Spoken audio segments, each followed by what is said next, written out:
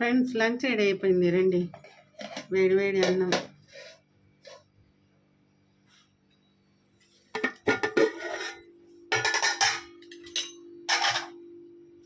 గోంగూర పప్పు,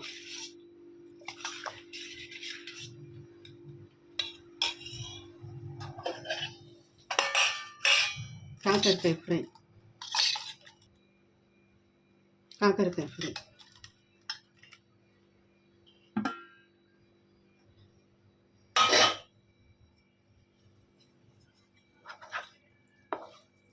chilli chicken.